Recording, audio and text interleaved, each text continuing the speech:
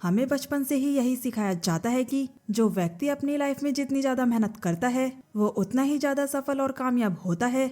और दोस्तों यही सेम बात मुझे भी सिखाई गई थी, लेकिन जैसे जैसे मैं बड़ी होती चली गई तो मैंने ये पाया कि हमारी सोसाइटी 3 कैटेगरीज में डिवाइड हो चुकी है, poor, middle class and rich class. मैंने साथ में ये भी नोटिस किया है कि जनरली पुअर क्लास और मिडिल क्लास वाले लोग ही अपने जीवन में ज्यादा मेहनत करते हैं, लेकिन वो फिर भी अमीर नहीं बन पाते हैं और हमेशा से ही फाइनेंशियली स्ट्रगल करते रहते हैं। कभी कभार ज्यादा पैसा होने की वजह से वो थोड़े समय के लिए अमीरों वाली लाइफ में एंटर तो करते हैं, लेकिन लंबे समय तक वो अमीरी को बरकरार नहीं रख पाते हैं और वो वापस से अपने पहले वाले लाइफ स्टाइल में आ जाते हैं। दोस्तों कई मामलों में पुअर और मिडिल क्लास के लोग अमीरों से भी कई ज्यादा स्मार्ट और वेल एजुकेटेड होते हैं, लेकिन ये फिर भी फाइनेंशियली स्ट्रगल करते रहते हैं। आखिर ऐसा क्यों है? तो दोस्तों ऐसा इसलिए है क्योंकि पुअर और मिडिल क्लास के लोग एक चीज में अमीरों से हमेशा पीछे रहते हैं और वो है फाइनेंशियल एजुकेशन। पैसों के मामले में रिच लोग, पुअर लोग और मिडिल क्लास वाले लोगों से ज्यादा स्मार्ट होते हैं, इसलिए वह लंबे समय तक के लिए अपनी अमीरी को बरकरार नहीं रख पाते हैं। दोस्तों इसका सबसे बेहतरीन एग्जाम्पल ये है कि ज्यादातर पुअर और मिडिल क्लास लोग ही लॉटरी जैसी चीजों को खेलते हैं और इतिहास गवाह है कि 70% लॉटरी विनर्स एक ही बार में बहुत सारा पैसे आने की वजह से अमीरों वाली लाइफ स्टाइल तो पाल लेते हैं, लेकिन अगले 10 साल के अंदर ही उनके सारे जीते हुए पैसे खत्म हो जाते हैं और वो वापस से अपने पहले वाली कंडीशन में आ जाते हैं, जिसका सीधा सा कारण है फाइनेंशियल इंटेलिजेंसी। तो दोस्तों अगर आपको भी अपनी लाइफ में फाइनेंशियली सक्सेसफुल बनना है, अमीर बनना है, तो आपको खुद को फाइनेंशियली एजुकेटेड करना पड़ेगा, जिसकी शुरुआत आप रिच डैड पुअर डैड की बुक से कर सकते हो। पर्सनली फाइनेंस की फील्ड में ये number 1 international best selling book है और इस बुक के ऑथर है रॉबर्ट कियोसाकी, जो कि एक American best selling author, finance coach, businessman और मोटिवेशनल स्पीकर हैं। इन्होंने इस बुक को 1997 में लिखा था, जो मार्केट में आते ही काफी पॉपुलर हो गई। इस बुक में रॉबर्ट कियोसाकी बताते हैं कि उनके 2 डैडी थे। एक थे उनके रियल डैड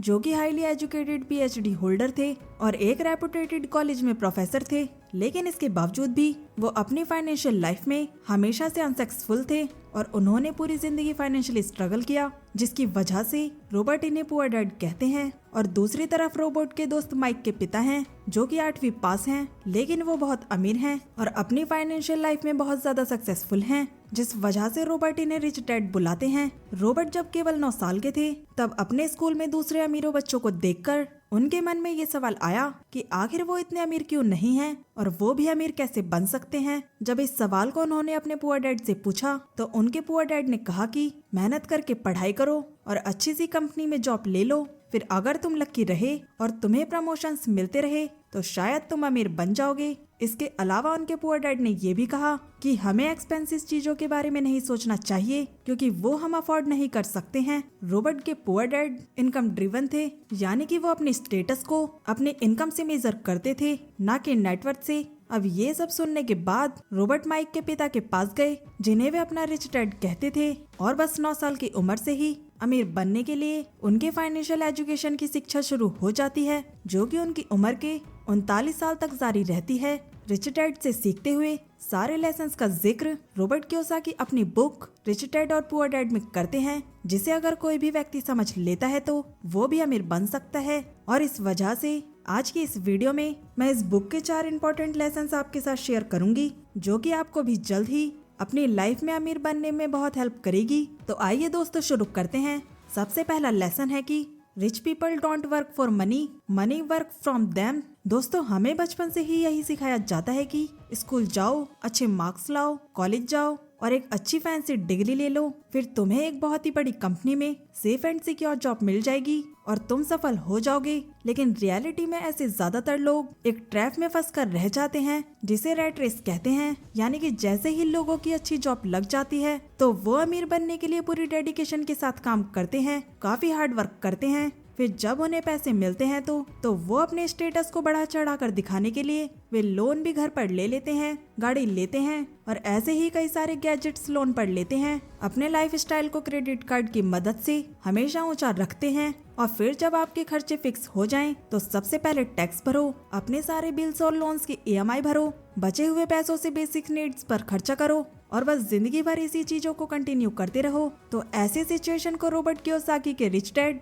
रैट रेस वाली लाइफ बताते हैं, जहां आप अपनी पूरी जिंदगी मेहनत करके क्रेडिट कार्ड और ईएमआई के बिल्स को भरते रहो और पैसा कोई और कमाता है। सबसे पहले आप टैक्स को देते हो तो पैसा सरकार कमाती है, आपका एम्प्लॉयर आपसे ज्यादा पैसा कमाता है, क्रेडिट कार्ड के बिल्स के कारण बैंक पैसा कमाते हैं और आप जिंदगी भर जॉब करते करते इसी रैट रेस में फंस कर रह जाते हैं। लेकिन अब ये सवाल है कि लोग रैट रेस में कैसे फंस जाते हैं। तो इसका सबसे बड़ा कारण है डर, लालच। सबसे पहले डराया जाता है कि अगर तुम अच्छे से पढ़ाई नहीं करोगे, अच्छे से मार्क्स नहीं लाओगे, तो तुम्हें अच्छी सेफ और सिक्योर जॉब नहीं मिलेगी, फिर तुम्हारे पास कोई ऑप्शन नहीं बचेगा और तुम फेल हो जाओगे। और फिर जब हम मेहनत करके किसी जॉब को हासिल करते हैं, हमें सैलरी मिल जाती है, तो हमारे अंदर ग्रीड आने लगती है। हमें अपने स्टेटस को ऊंचा दिखाने के लिए बड़ा सा घर लेना है, गाड़ी लेनी है, एक्सपेंसिव इलेक्ट्रॉनिक गैजेट्स लेने हैं। अगर पैसे कम पड़े तो लोन पर ले लिए जाएंगे, लेकिन लेना तो है ही। जब हमारे अंदर चीजों को खरीदने का लालच पैदा हो जाता है तो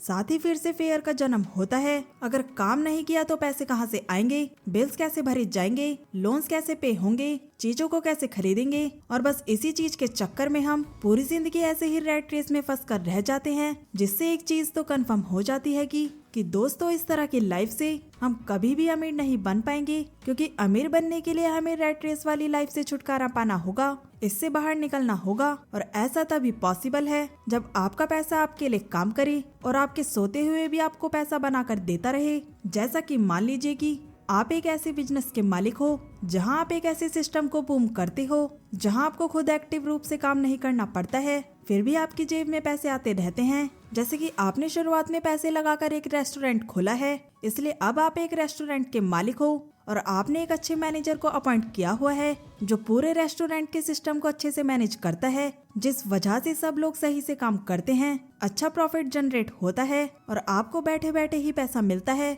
दोस्तों दूसरा एग्जाम्पल है किसी रियल एस्टेट प्रॉपर्टी से रेंटल इनकम कमाना। तीसरा एग्जाम्पल है अपने पैसों को स्मार्टली किसी जगह इन्वेस्ट कर देना जहां आपको इन्फ्लेशन के रेट से ज्यादा रिटर्न्स मिले। ओवरऑल अगर आपको रैट रेस वाली लाइफ से बाहर निकलकर जल्दी अमीर बनना है तो पैसे को काम पर लगाओ and passive income source of income को जनरेट करो। दोस्तों अब जो दूसरा लेसन आता है वो है टेकी और सेल्फ लिटरेसी। रॉबर्ट कियोसाकी कहते हैं कि money without financial literacy is no money, यानी कि आप चाहे कितना भी पैसा क्यों ना कमा रहे हो, अगर आप फाइनेंशियल लिटरेट नहीं हैं तो आपके पास पैसे ही नहीं बचेंगे। रॉबर्ट के रिच डैड हमें ये सिखाते हैं कि हर इंसान को पैसे की समझ होना बहुत ही जरूरी है, लेकिन स्कूल में यही सबसे इम्पोर्टेंट चीज मिसिंग होती है और हमें बस यही सिखाया जाता है कि अच्छे मार्क्स लाओ, अच्छी जॉब करो। लेकिन रियलिटी ये है कि दुनिया का कोई भी आदमी आपको तब तक अमीर नहीं बना सकता है जब तक कि आपको पैसों की समझ ना हो। चलो मान लिया कि आपने अच्छी सी पढ़ाई लिखाई की और डॉक्टर या इंजीनियर बन गए, अगर आपके पास फाइनेंशियल लिटरेसी नहीं है तो आप 9 to 5 के चक्रव्यूह में फंस जाएंगे और आगे चलकर आप भी रैट रेस का हिस्सा बन जाएंगे और आपको पता भी नहीं चलेगा कि अपने पैसों को ग्रोथ करके वेल्थ कैसे जनरेट करनी होती है। इसीलिए दोस्तों ऐसी लाइफ से बचने के लिए रॉबर्ट के रिच डैड ने हमें एसेट और लायबिलिटीज के बारे में बताया है कि एसेट्स का मतलब है कि कोई भी ऐसी चीज जो आपकी जेब में बिना आपके एक्टिवली काम किए पैसे डालती रहे। एग्जाम्पल के लिए मान लीजिए आपने एक घर खरीदा और उसे रेंट पर दे दिया, जिससे कि आपके यहाँ हर मंथ रेंटल इनकम आ रही है, तो ये घर आपके लिए एसेट है। एसेट्स के कुछ और एग्जाम्पल्स ये भी हैं, जैसे कि स्टॉक्स, बॉन्ड्स, आपका माइंड और बिजनेस। वहीं लायबिलिटीज का मतलब ये है कोई भी ऐसी चीज जो आपके खर्चों को बढ़ाती है और आपकी जेब से पैसों को बाहर निकालती है। एग्जाम्पल के लिए मान लीजिए आपने घर लोन पर लिया और आप उसी घर में खुद रह रहे हो, तो ये घर आपके लिए लायबिलिटी हुआ क्योंकि ये घर आपकी जेब से पैसा निकाल रहा है। तो दोस्तों रैट रेस से बाहर निकलने के लिए, आपको अमीर बनने के लिए आपको ज्यादा से ज्यादा एसेट्स बनाने होंगे और लायबिलिटीज को जितना हो सके उतना कम करना होगा। एक बार मैकडॉनल्ड्स के फाउंडर रिक रॉक MBA की क्लास में स्पीच दे रहे थे, तभी वो वहाँ एक स्टूडेंट से पूछते हैं कि मैं किस बिजनेस में हूँ, तो उन्हें जवाब मिला कि आप फास्ट फूड के बिजनेस में हो। तो इस बात पर रिक रॉक को हंसी आ गई और उन्होंने कहा कि असलियत में मैं रियल एस्टेट के बिजनेस में हूँ। और दोस्तों आप ये भी देख सकते हैं कि मैकडॉनल्ड्स पूरी दुनिया में one of the largest commercial real estate owner हैं। तो दोस्तों इस एग्जाम्पल के माध्यम से रिच डैड हमें ये समझाने की कोशिश कर रहे हैं कि कैसे रिक रॉक ने अपने फास्ट फूड के बिजनेस के साथ साथ रियल एस्टेट का बड़ा सा अंपायर खड़ा किया है, जिसने वास्तव में रिक रॉक को अमीर बनाया। इस प्रकार कोई भी जॉब करने वाला इंसान भी अपने फ्री टाइम में कोई भी ऐसा काम शुरू कर सकता है जो इसकी इनकम को बढ़ा सकता है और उन्हें वेल्दी बना सकता है। जैसे कि वो मल्टीपल एसेट्स बनाने में फोकस करता है जो बिना उसके एक्टिवली काम किए भी उसके जेब में पैसे डालते रहेंगे। जैसे कि आप कोई भी बिजनेस शुरू करते हैं जिसमें आगे चलकर आपके प्रेजेंट की जरूरत भी ना पड़े, आप डिविडेंड वाले स्टॉक्स में भी अपने पैसे इन्वेस्ट कर सकते हैं। रियल एस्टेट प्रॉपर्टीज में भी आप इन्वेस्ट कर सकते हैं जिससे कि आपको रेंटल इनकम मिले। और अगर आप चाहें तो कोई इंटेलेक्चुअल प्रॉपर्टीज भी बना सकते हैं, जैसे कि आप कोई बुक लिख सकते हैं, कोई म्यूजिक बना सकते हैं और इनसे आने वाली लॉयल्टी इनकम जिंदगी भर आपकी जेब को भरकर एक वैल्यूएबल एसेट्स की तरह भरती रहेगी।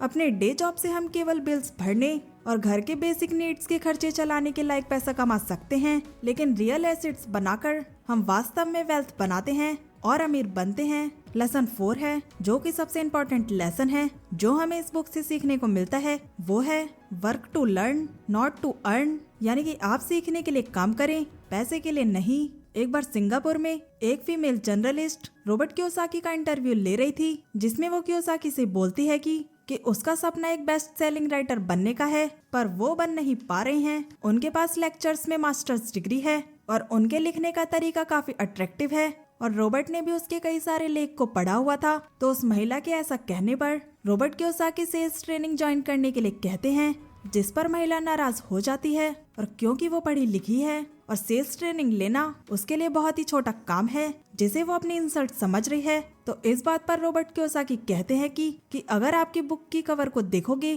तो आपको बेस्ट सेलिंग ऑथर देखने को मिलेगा, ना कि बेस्ट सेलिंग राइटर, क्योंकि वो खुद ही एक खराब राइटर हैं। दोस्तों, पॉइंट ये है कि दुनिया स्मार्ट और टैलेंटेड लोगों से भरी पड़ी है, लेकिन इस टैलेंट का कोई भी फायदा नहीं है जब तक कि आपको ये नहीं पता कि आप अपने टैलेंट का यूज करके पैसा कैसे कमा सकते हो, आप सीखने के लिए कैसे काम कर सकते हो।